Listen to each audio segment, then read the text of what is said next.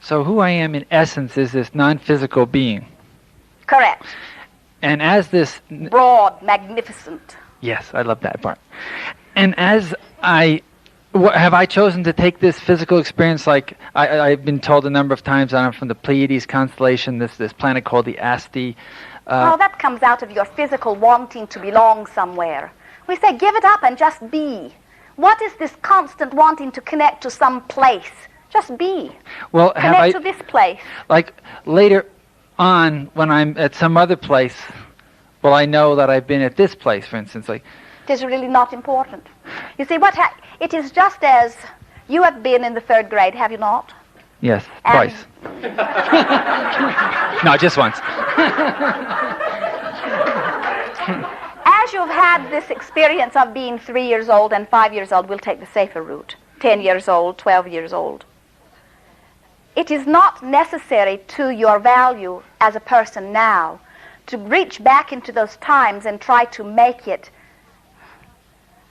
or give emphasis to that time through these eyes. Are you following what we're saying? In other words, I just want to make just one last point that as a non-physical being, I do have these physical experiences, whether they're on that planet or this planet or whatever, and my purpose is to grow and experience joy and experience freedom. Correct. And even now you are not a linear person. You do not have that one, and then later that one, and then later that one, and then later that one. You could not trace your progression through your historical records of this earth plane only. You are a multi-dimensional being, taking physical form in many dimensions, you see.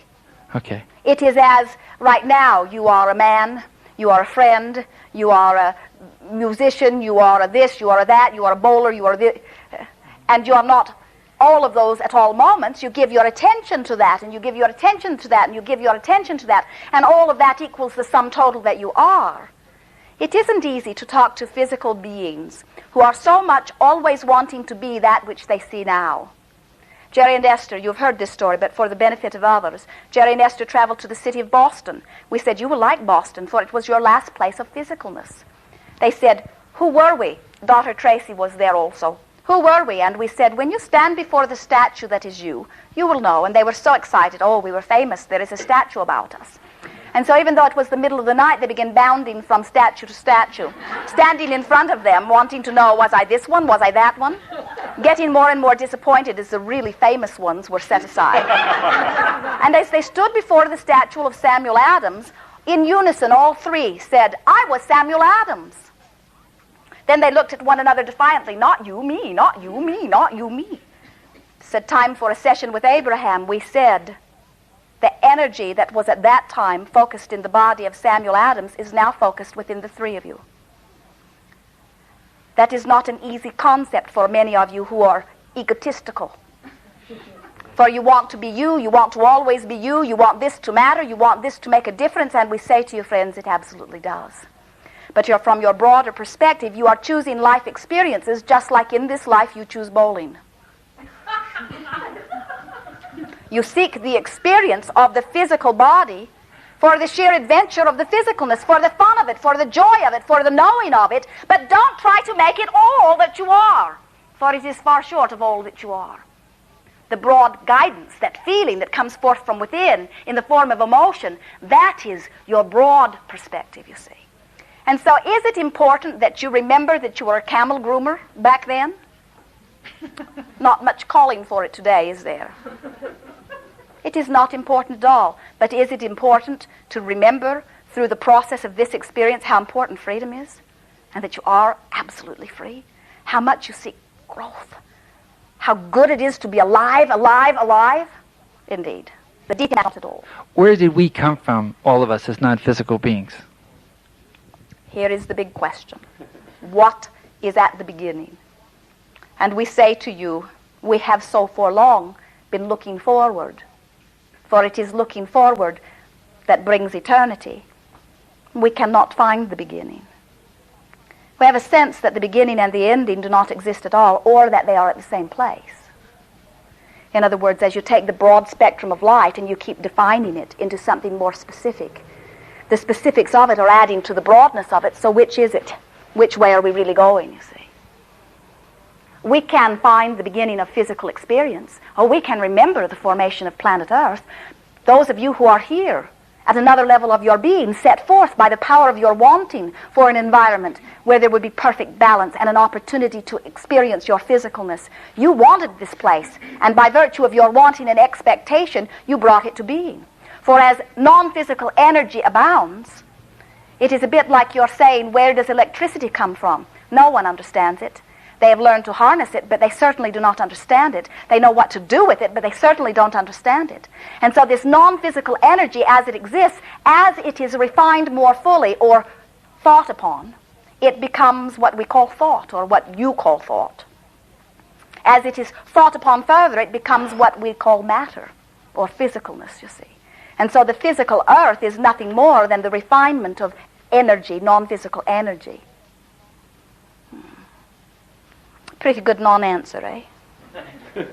Not easy for us to put in physical terms that which is non-physical. We're doing rather well. I'm trying to build a base of operations as I understand myself. And I was wondering if there's something you could give me to focus on specifically that would help me minimize the adjustments. What are you anticipating in terms of your immediate future? I feel that I'm in the process of finding a more suitable type of employment and securing the place that I live. I happen to be a believer in the importance of the earth, Mother Earth. And beyond that, I'm looking at what sort of relationships I'll have within this base of operation when I build it. So that's how I see my immediate future. You are understanding you are the creator of your experience? Mm-hmm. That's why I'm looking for a way to focus a little more clearly. I have a tendency not to focus very clearly. You are not giving yourself the credit that you deserve, for you are very good at chewing upon thought. Oh, yeah. As you are acknowledging the value of creating from the inside out, here we will give you the perfect process to bring everything in your experience into balance. The tendency, because you are fostered in a world of doing, is to try to make everything happen through your doing. We're watching our friends, Jerry and Esther. They rented a car in the city of California, in the state of California, in the city of San Diego. And as they were speculating the trip, Esther had envisioned a nice new car, wanting something in the mid-range area. And so as she was standing before the ticket counter, she said to us, "Abraham, which line should I get into?"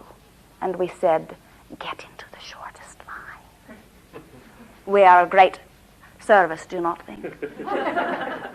As Esther placed herself in a line really at random, she said to the woman, "I would like a car, something in the mid-size range." And the woman smiled at her and said, "I have a brand new car. It has only 800 miles. And Esther smiled smugly to herself, knowing that certainly the universe was responding to her desires.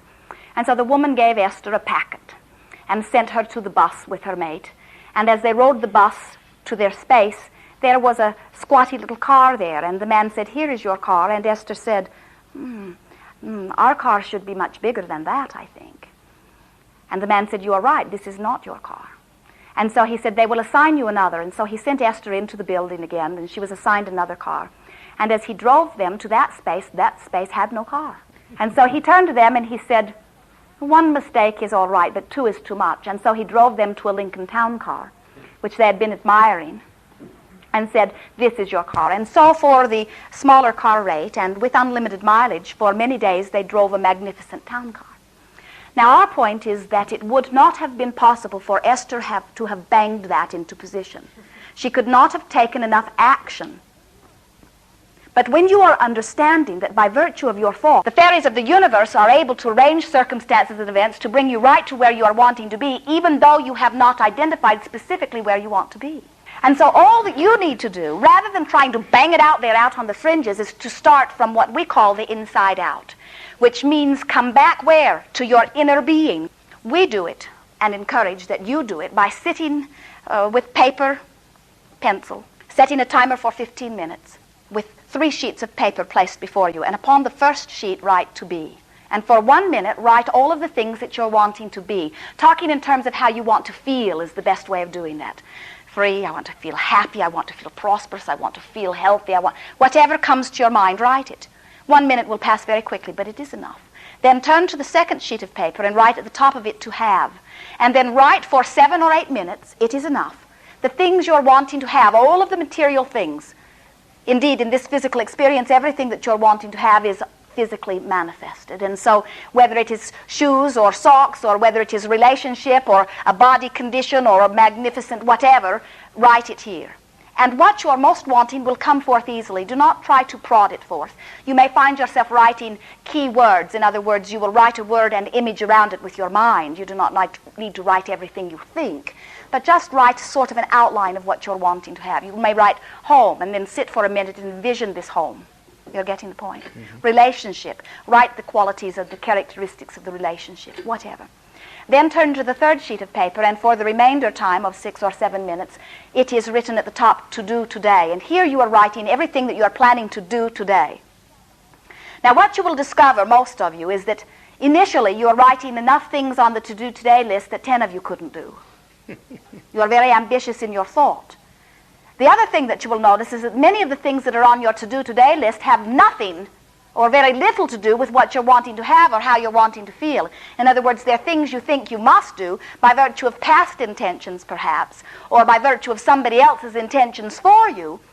But what we have noticed is that most physical beings cram their life so full of activities that do not satisfy them in the sense of beingness that they find themselves predominantly weary, overwhelmed, and negative. And from that place of negativity, based on your trying to do too much action, what do you think your magnetic attraction is? Crap. Close. And so as you are in this place of negativity, from too much to do, eventually by utilizing this process day after day, you will begin to notice that more of the things on your to-do today list are in harmony with what you're wanting to be and have. Furthermore, you will begin to acknowledge, you will find yourself being inspired to your action. It is as in the example that we gave of Esther. Rather than banging it out, rather than trying to clean up this mess and return all these phone calls, which would result in not a happy ending, instead, as she found her happy place, then she was inspired to the action, so that it was a joyful journey on the way to a happy ending. You're getting the point?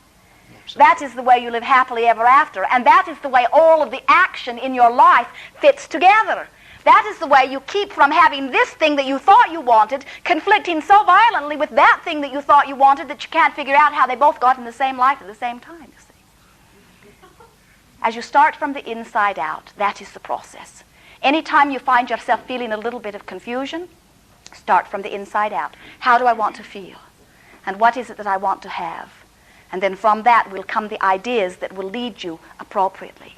You see, what you are forgetting is that your inner being is aware of millions of probable circumstances and events. And so as you are setting forth your thought that allows those circumstances and events to come about, that is the way you manifest into your experience, through the crack of least resistance, you see. And so the more harmony that you have, the least resistance you have, and the happier everything turns out. That is the way you live happily, very specifically, very deliberately, ever after. You are getting it? Got it. Indeed you are. What more? May I ask, when you use the 3 lists of paper, do you do that on a daily basis? Indeed. And throw yesterday's list away. Let it come out of your new awareness, from your new perspective of what you're wanting. Otherwise, it is a little bit, Esther bought a new answering machine, and she could not remember that to turn it on. And so she put a note on the door that said, turn on the answering machine. And pretty soon, the note looked just like the rest of the door.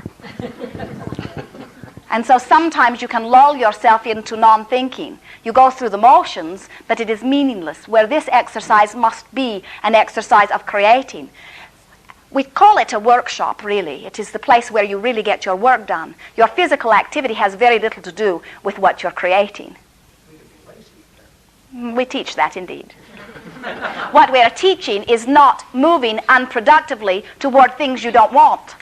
What we teach is being inspired to the action, and then that action is always in harmony, and it will be fantastically productive action. You can accomplish more with your thought and expectation than you in one day than you could accomplish in an entire lifetime through action.